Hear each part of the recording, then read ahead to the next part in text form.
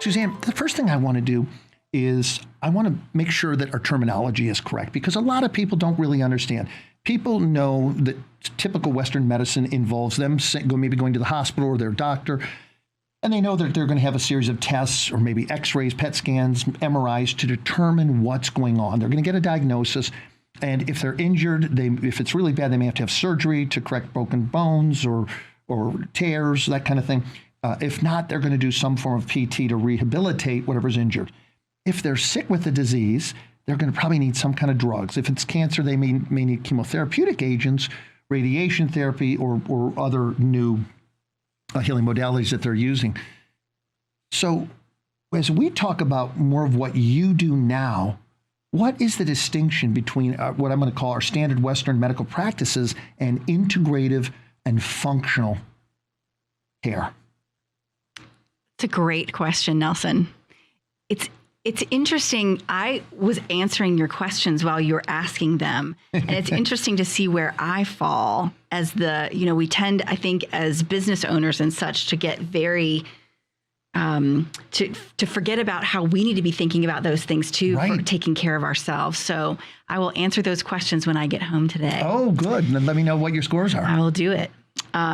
But thank you for prompting me for that. Yeah. I think the difference between, there's not a lot of difference between functional and integrative. Right. And I think if you're talking to someone about, if it depends on who you're talking to, because some people it's very important that you distinguish between them.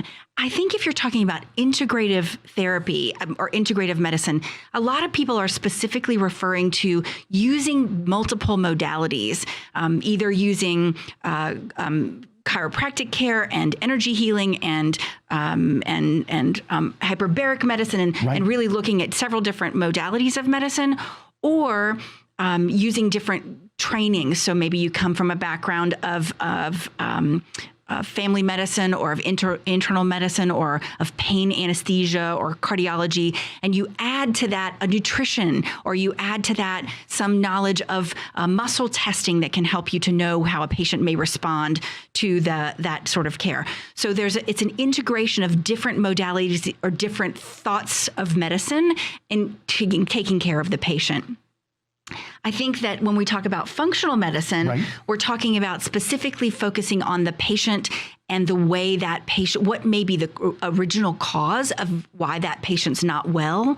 And so, although I think they tend to overlap quite a bit, right, some people have a particular need to have those distinguished because of the modalities versus one type of medicine.